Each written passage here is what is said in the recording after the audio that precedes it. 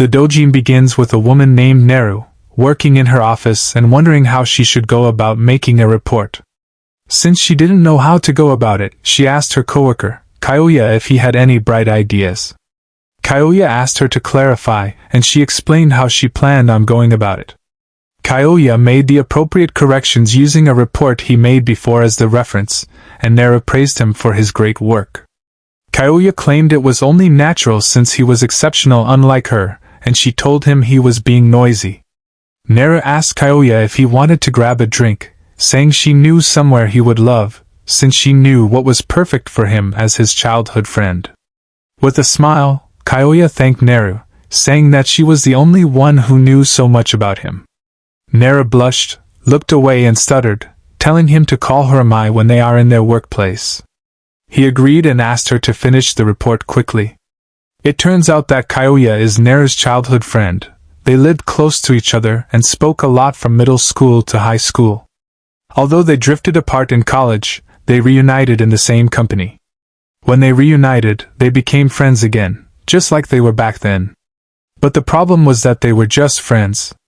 You see, Naru fell in love with Kyoya. But because she couldn't bring herself to confess to him, she hid her feelings. Naru was scared that if she confessed, she would be rejected, or that even if they became a couple, they would break up and even their relationship as friends would be over. Because of that fear, she thought that it would be fine to keep their relationship the way it was since it was the safest thing. But the problem was that it saddened her. Just then, Naru's coworker, Murakami, called out to her, pulling her out of her musings. He asked if he could talk with her after work, and Naru, who was flustered, agreed. Murakami thanked her and walked away. Naru wondered what Murakami wanted to talk about after work, and she concluded that it probably wasn't work-related. Kyoya, who was beside Naru, asked her if Murakami was from the sales department and if she had spoken with him before.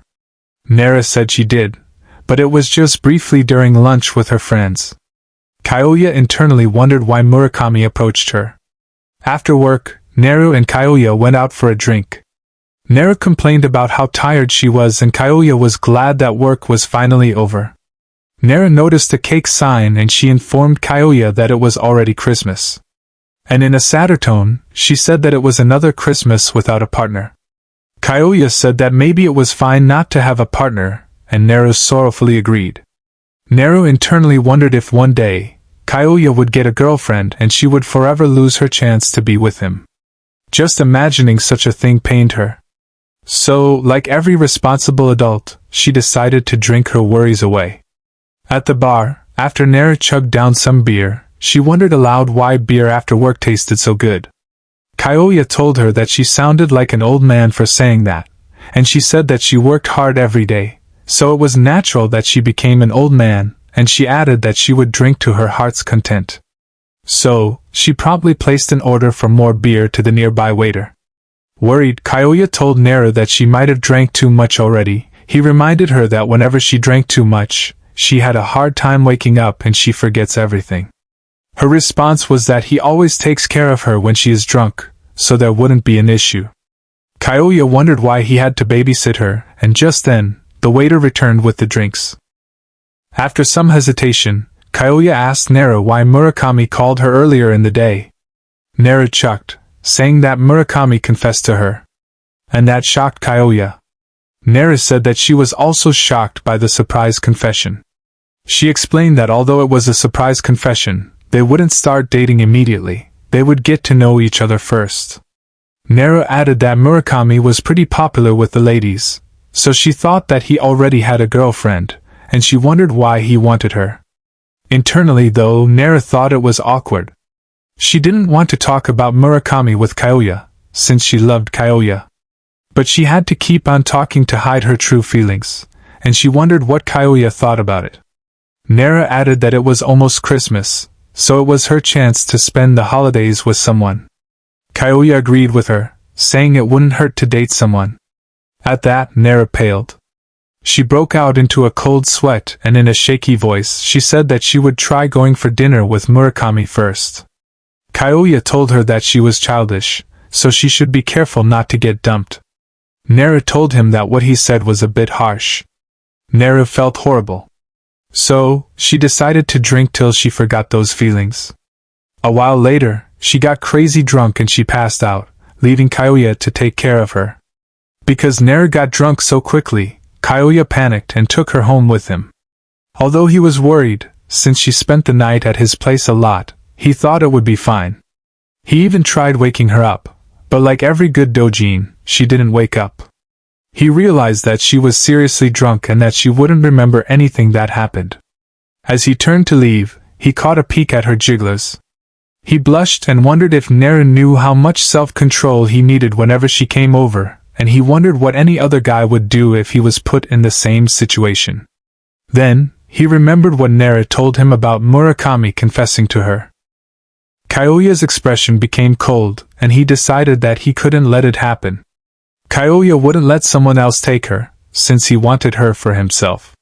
And since Naru would forget everything that happened by morning, Kyoya decided to have her all to himself. They did it. By morning, Naru woke up with a headache because she drank too much, and she felt like she had a naughty dream about doing it with Kyoya. Just when she thought she was overthinking it, Kyoya walked in and she freaked out.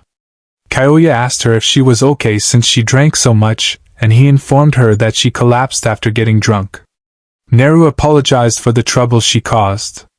And she berated herself for having such dreams, which made her more conscious of Kyoya. Sometime later, at the office, Kyoya called out to Naru and informed her that he found a bar that she might like and he asked her to go there with him. And she agreed. After she got drunk, they did it. From then on, whenever Naru went drinking with Kyoya, she had those lifelike dreams. One morning, as Naru woke up after that dream of hers, Kyoya appeared like usual and greeted her. She apologized for spending the night at his place again, and he told her not to worry and that she should wash her face. In the bathroom, as she washed up, she thought that meeting Kyoya after experiencing that dream was too awkward. When she looked at the mirror, she noticed a hickey on her neck and she wondered why it was there. As she checked her body, she realized it was weird that there were quite a few of them, and she even noticed some that were even fading away. Just then, Kyoya walked in, which startled her. She asked him what was wrong and he told her that he wanted to ask her about breakfast. Naru replied that she would eat. Looking at her, he asked if she was okay since she looked pale. Naru said that she was fine and that she just drank too much. But she still found it weird.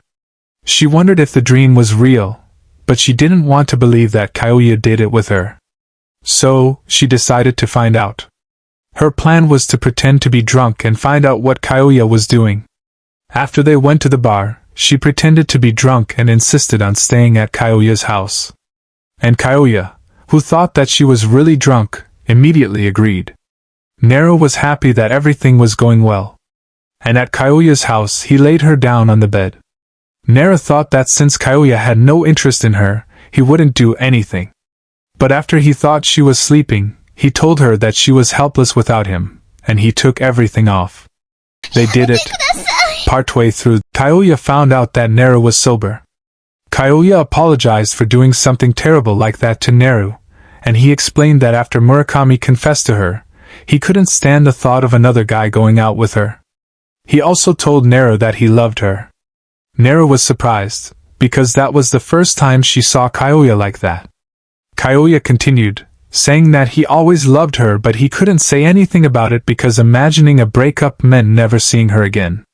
Naru kissed him and told him that she was thinking the same thing as him. And she confessed that she also loves him. Then they did it.